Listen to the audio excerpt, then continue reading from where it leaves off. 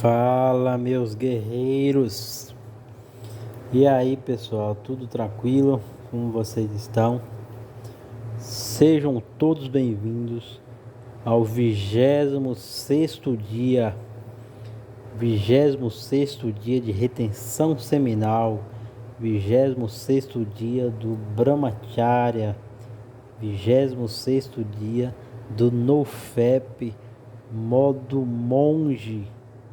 É o modo difícil, modo monge, sem PMO, sem masturbação, pornografia e orgasmo, sem redes sociais, sem alimentos hiperpalatáveis, né? Eu estou na dieta paleolítica, inclusive eu considero a dieta como talvez o fator mais importante na travessia aí da jornada da retenção seminal.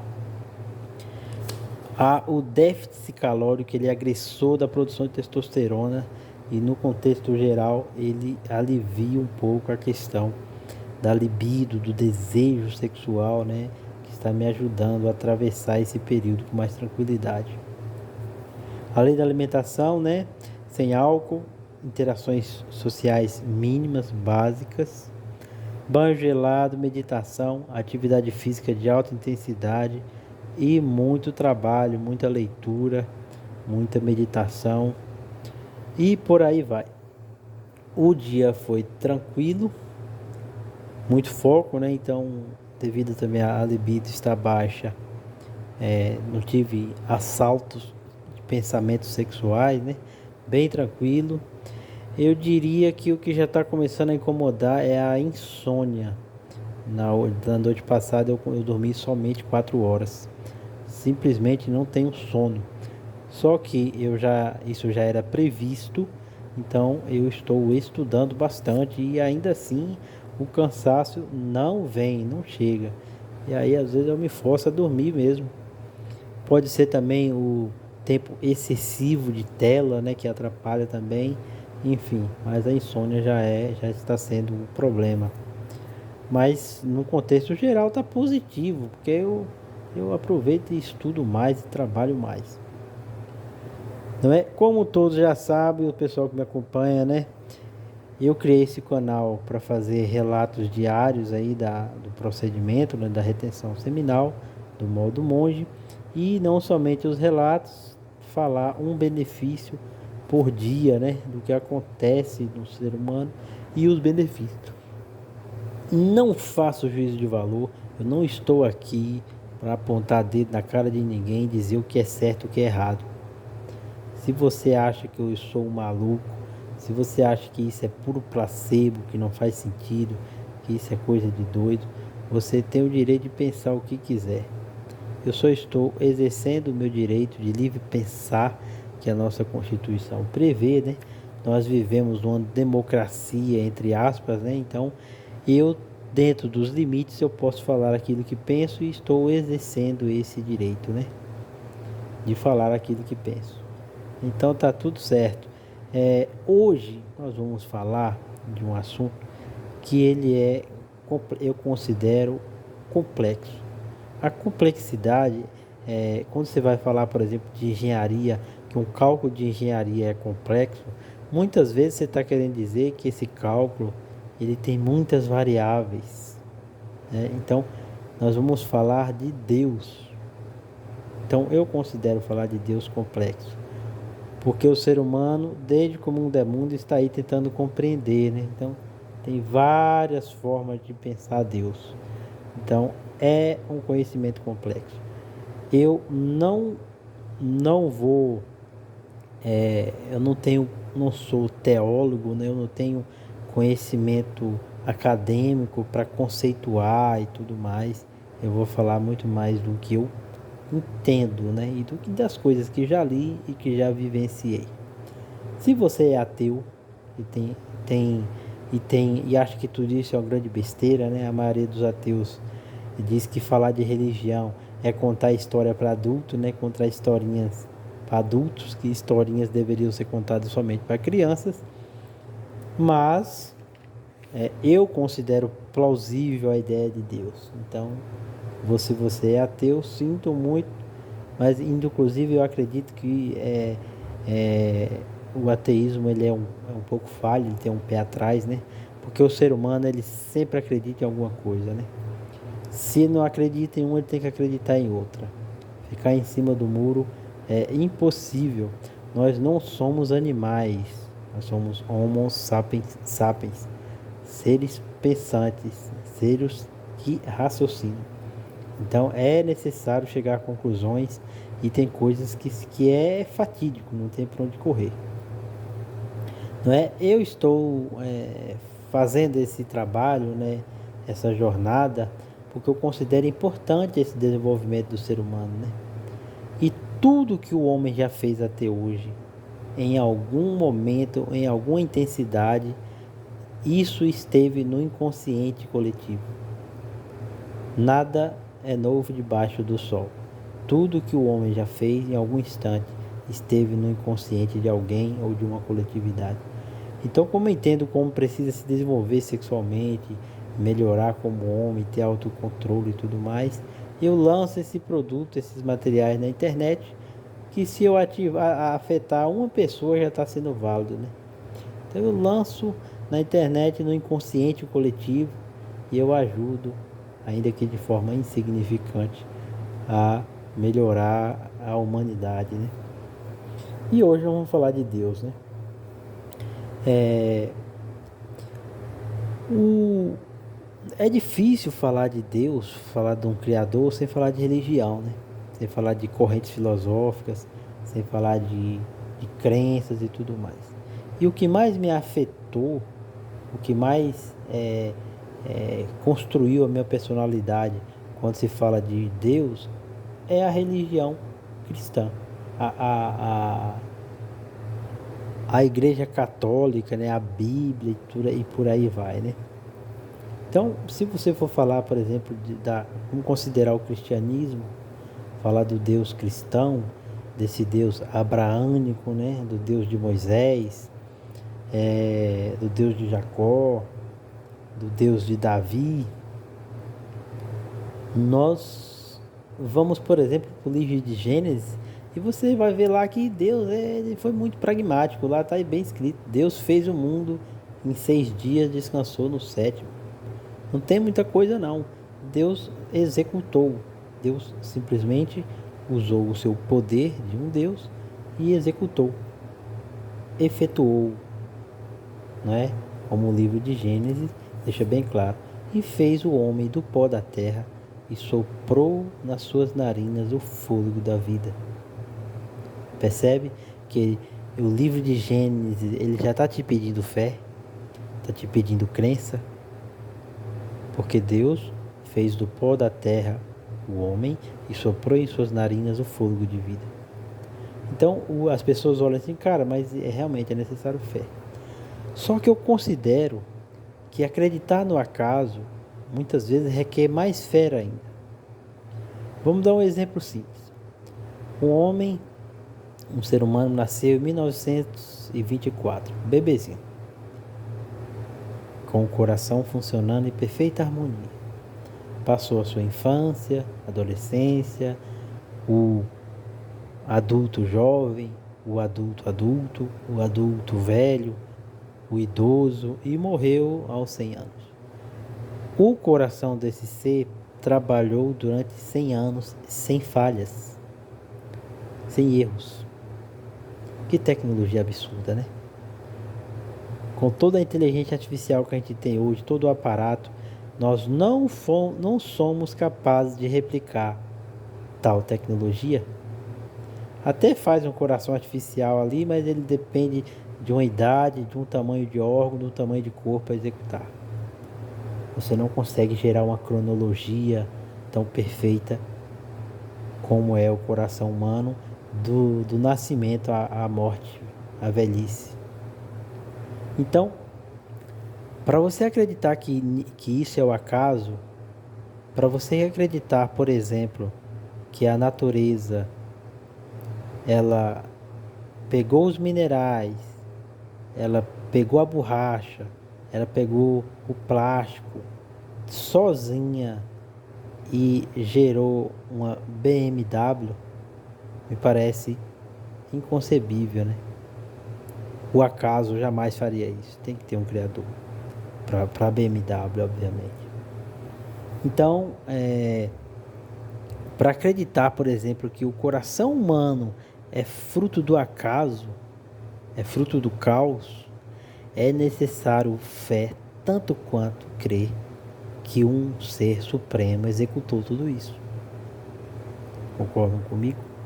Então, eu penso assim. E aí, se você avança nesse livro bíblico, eu li a Bíblia somente uma vez e não me dou o direito de dizer que entendi.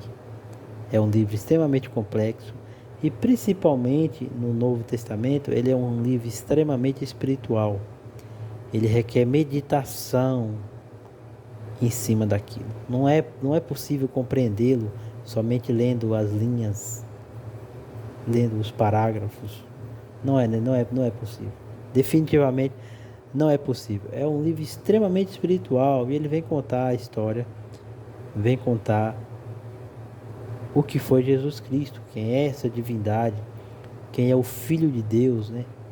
Que Deus fez questão que ele viesse sem cópula, sem contato sexual entre homem e mulher. Então daí você já tira, você já coloca um asterisco aí na sexualidade. Então a sexualidade ela não é banal, ela não é de qualquer forma. Deus veio puro, sem pecado, né? Sem cópula. Jesus Cristo veio puro. Então você já entende que esse ser ele é tanto humano quanto divino, né? E aí você mais uma vez, o livro bíblico vem te pedir fé, crença, né?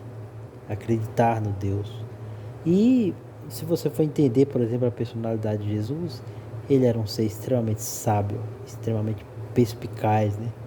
Tem uma passagem que eu lembro de Jesus que as pessoas queriam prendê-lo, né? Os líderes religiosos, ele queria arrumar uma forma de prender ele e encurralou ele no canto e falou: é hoje que nós vamos pegar ele pelo pé, vamos fazer ele ir contra o Estado. E aí foi perguntar a Jesus sobre impostos, né? Achando que Jesus ia dizer que não era para pagar o imposto, né? E aí disse a Jesus se era para pagar o imposto ou não. E Jesus pegou uma moeda e perguntou: de quem é o rosto que está nessa moeda? Deu a ele o que é dele e dê a Deus o que é de Deus. Aí já é espiritualidade também, essa é uma passagem como essa, né? Então você já está, o próprio livro do Novo Testamento, ele já está te pedindo espiritualidade para compreender o livro, ou pelo menos você sair da esfera do raciocínio lógico linear, excludente de opostos, né? Senão você já perde o fio da meada. Então, a própria leitura da Bíblia já requer um pouco de crença na divindade, né? Então, você percebe que você aí entra várias questões, né? Aí o ser humano começa a tentar entender e criar filosofias e criar seitas. E aí entra também questões como reencarnação, o próprio espiritismo. Houve ou não há reencarnação, há vida após a morte. E aí, por exemplo, quando Lázaro morreu, né, ficou morto, entre aspas, né? E perguntaram a Jesus onde é que Lázaro estava, e Jesus disse que Lázaro estava dormindo, tirando uma soneca. E que no juízo final, né, Deus vai acordar a todos e fazer o julgamento, e por aí vai. Só que o ser humano, a própria religião cristã, ela condena essa busca por entendimento do mundo espiritual fora das escrituras, né? Só que o ser humano, ele não é assim, ele não é obediente, ele vai procurar, ele vai tentar estudar, ele vai tentar entender. E aí não é à toa que a gente tem vários outros entendimentos, várias outras formas de compreender a divindade.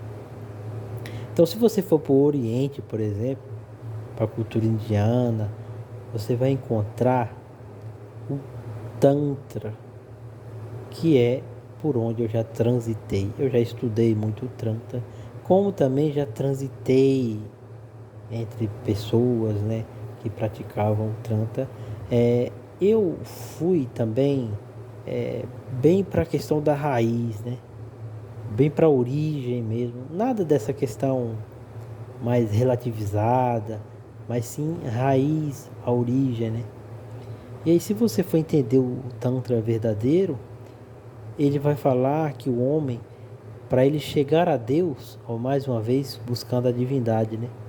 Para ele chegar a Deus, ele precisa da sexualidade. Aí entra a divinização do sexual.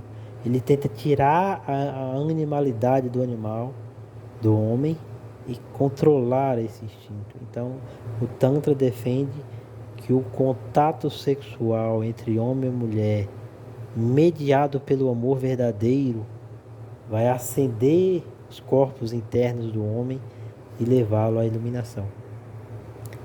Vai acender os chakras, né? Saindo lá do chakra básico, que está muito ligado à terra, o chakra sexual, que está ligado à reprodução, o chakra na altura do estômago, digamos assim, que é a questão de trabalhar as emoções e a digestão, o chakra na altura do coração, né, do cárdia, né? Que a gente vai falar mais do amor, e por aí vai. O chakra da laringe, da garganta, que vai falar do poder da voz, né? Que o poder da palavra, né? Que a palavra tem poder. O chakra do entrecenho, né? Que é entre as sobrancelhas, que vai dar ao homem visão, percepção de ver seres, espíritos. E o chakra coronário, né? O chakra das 1000 pétalas, que está no topo da cabeça, que vai dar acesso ao homem à divindade, ao campo acástico, né? A toda a história humana, toda a história de Deus, do início ao fim. Você vê que as pessoas, eles geram conhecimento em cima da busca pela divindade, né? Pelo entendimento da divindade. E aí chega nesse processo do Tantra, que através do contato sexual entre homem e mulher, obviamente, sem o derramamento do sêmen, se retirando do ato sexual antes que se sobrevenha o espasmo e o orgasmo, o homem e a mulher preservam essa chama acesa, e essa chama será responsável pela criação dos corpos internos, que é o corpo etérico, o corpo causal, o corpo mental, que seria, né, ou é, as faculdades que vai dar ao homem a possibilidade de chegar a Deus, dessa evolução espiritual. Então, essas correntes de estudos espirituais orientais defendem que o homem deve buscar a Deus ainda em vida, que não é necessário esperar a morte para ir até Deus. A meditação também é defendida como uma forma de chegar a Deus. A meditação profunda, horas e horas de meditação, pode chegar a um instante que o homem vai começar a enxergar cores, animais, percepções de passado, de futuro. E, em algum instante, pode ocorrer um desdobramento astral, que o homem sairia do seu corpo e o seu espírito continuaria conectado ao corpo através do cordão de prata, né? Que seria um cordão que liga a região do umbigo do homem ao seu corpo espiritual, e esse espírito poderia viajar e aprender e ter contato com o divino e com o espiritual. Obviamente, tudo isso vem carregado de muita pureza, é baseado em méritos do coração para que se chegue a esses níveis espirituais, né? Então, você percebe que não é tão simples falar de Deus, né? Porque em cada canto da terra que você vai, em cada época, as populações, elas estão buscando entendimento e elas estão criando narrativas e conhecimentos. E tudo isso afeta em algum nível o entendimento e a crença das pessoas sobre Deus. Se você vier para a América, né, dos ameríndios, dos índios, você vai encontrar aqui na Amazônia brasileira, por exemplo, a ayahuasca, que já é consumida há mais de 5.000 anos pelos índios, que é chamada também de cipó dos espíritos, né? Que é um chá feito com a folha da chacrona e o cipó do o jagube, né? Que é um cipó. A mistura desses dois ingredientes, o chá desses dois ingredientes, vai permitir ao índio ter acesso ao mundo espiritual. E aí tem toda a cultura do xamã, né, do cacique, e por aí vai, né? E aí você percebe que é complexo a natureza humana. A existência humana, ela é complexa. Não é tão simples você compreender a Deus, quem é Deus, como entender a Deus. Então muitas vezes Deus vem também carregado de muita fé, de muita crença, não é? Tem esse livro que eu estou traduzindo, ele tem um texto, inclusive, muito complexo aí, né?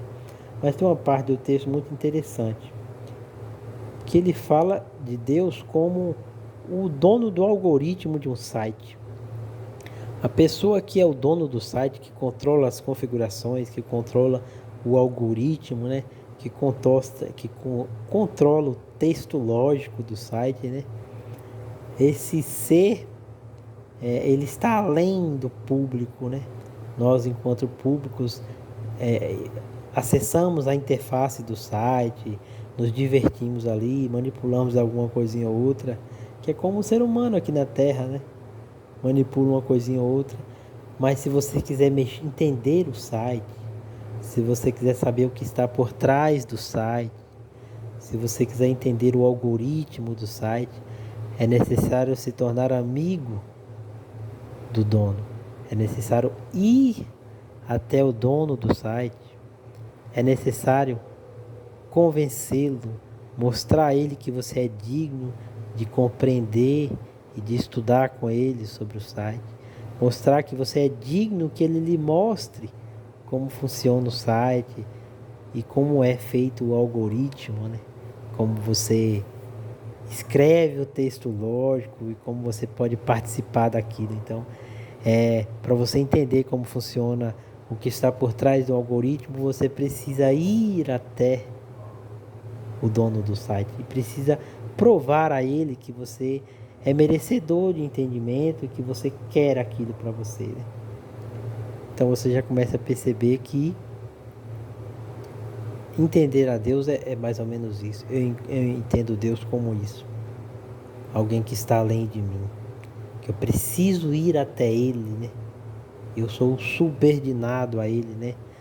Eu tenho que aceitar a ideia de submissão, que é bem complexo para o animal racional equivocadamente chamado homem, né? A ideia de...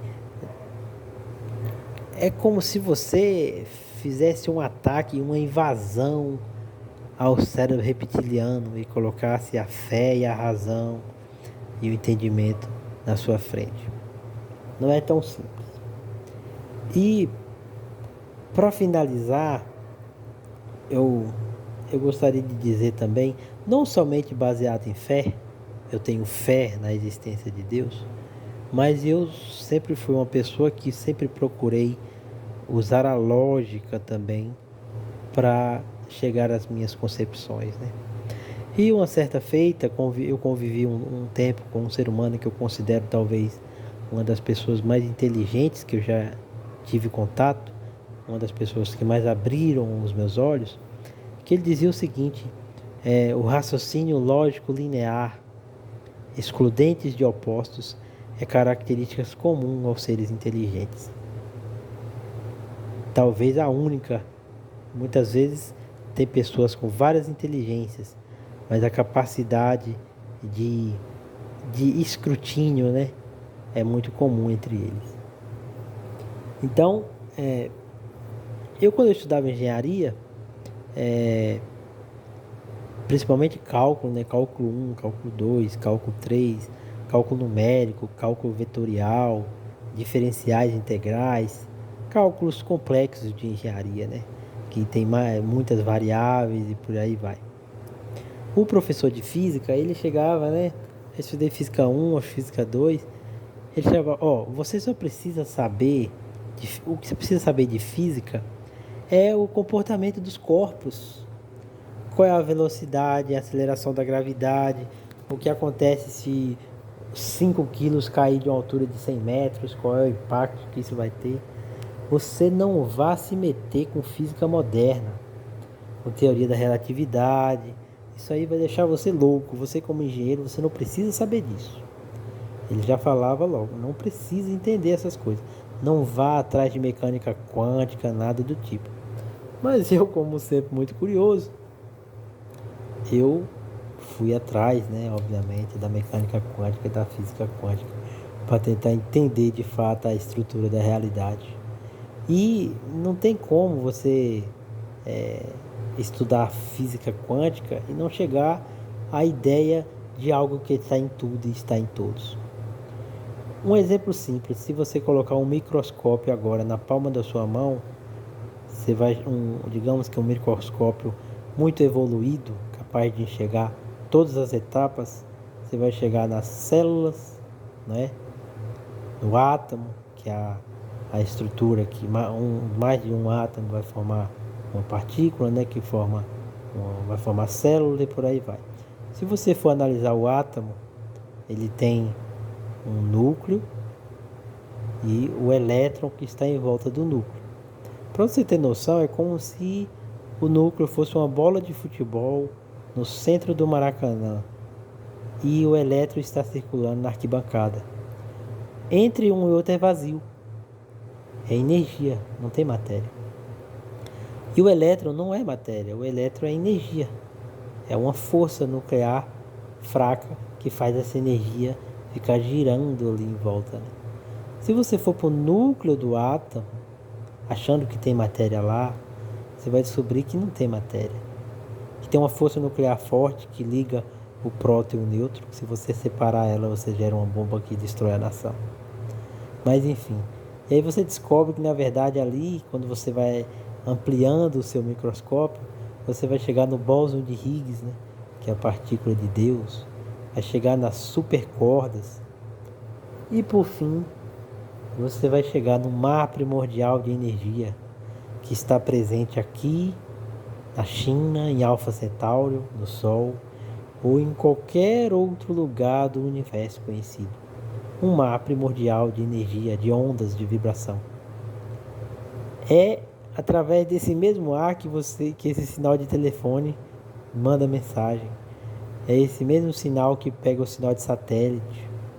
É através desse mesmo mecanismo. É um mar primordial de energia, quando eu consigo mandar uma informação para qualquer lugar do universo. Então é como se fosse Deus, onipotente, onipresente, está em tudo, a todo instante. Entende? Então a própria física, ela vem explicar a existência de algo que é tudo e todos, que é onipotente, onisciente, onipresente. Está em tudo, em todos os lugares ao mesmo tempo, em todos os momentos, passado e futuro. Se você for estudar um pouquinho física quântica, você vai descobrir alguns conceitos, por exemplo, como o colapso da função de onda, que é a capacidade do ser humano de criar. Faça um exercício bastante simples. Observe à sua volta se tem alguma coisa que ninguém pensou nela, de como ela seria, não existe. Você vai chegar à conclusão que não existe. O seu celular, um grupo de engenheiros teve que pensar meticulosamente como ele seria. O material, a dimensão, a densidade, a cadeira que você está sentado, a cama, o telhado, a parede, a porta, o livro, o caderno, a mochila, a sacola, o tênis, a tomada, a maçaneta, a lanterna, o fio que carrega o celular, a folha de caderno, o caderno. Tudo na natureza foi tudo que está à sua volta, toda essa parafernália que o homem executou, que o homem criou, ela teve que estar na cabeça de alguém, exatamente igual. Esse celular esteve num programa chamado AutoCAD, o cara desenhou exatamente como seria o celular. A natureza jamais vai pegar os minérios da terra, a borracha da seringueira, o plástico, e formar uma Ferrari que anda a 200, a 300, a 400 quilômetros por hora. Isso não vai acontecer. Isso só vai acontecer porque um grupo de seres humanos pensou exatamente como seria a Ferrari, qual a dimensão, qual a densidade do material, qual o tipo de material, a temperatura ideal, tudo, exatamente tudo, meticulosamente. E isso chama-se colapso da função de onda. Quando alguém pensa exatamente como aquilo tem que ser, é possível que isso se torne real. Você não vai encontrar nada que você use no seu dia a dia que alguém não pensou exatamente como seria. Aí você me pergunta, e o corpo humano? E a árvore? E o planeta Terra? E o sistema solar? E o universo? Ah, olha só. Alguém teve que criar. Só que a mente controlar, um grupo de engenheiros consegue controlar muito bem um celular da Apple, por exemplo, mais complexo que ele seja. Eles conseguem num sistema de computação, ou anotando, de alguma forma eles controlam a estrutura. Agora, para controlar exatamente como vai ser um sistema solar, como vai ser o corpo de um ser humano, como vai ser a variedade de animais, como vai ser o universo como um todo, essa mente que fez isso, ela tem que ser tão brilhante, mas tão brilhante, que ela tem que ser a mente de um Deus, só um Deus, para ter tamanha capacidade. E Jesus Cristo falou que o homem poderia fazer obras maiores do que a dele. Obras maiores farás. Jesus está dizendo que eu sou Deus, vós sois deuses. Deus está em vós. Então eu tenho o mesmo poder de Deus, só que obviamente muito mais limitado. Eu consigo criar um celular, um iPhone. Agora criar um universo é outra conversa, né? Mas a própria ciência, se você aprofundar nela de verdade, você vai chegar na corroboração da existência de um Criador, de um Deus. Então, baseado não somente na crença e nas vivências espirituais que eu já tive, mas também, até mesmo no estudo científico, você vai perceber que mais cedo ou mais tarde se chegará na existência de uma força, de uma emanação. Então é isso aí, galera. O papo ficou longe e eu entendo que a retenção seminal é a potencializadora desse poder de criação, dessa aproximação do homem com Deus. Entende? Para resumir a retenção seminal, baseado na crença da existência de um Deus, é a potencialização das mesmas capacidades de um Deus. É isso aí, galera, e até o próximo vídeo. Ficou longo, mas é isso aí.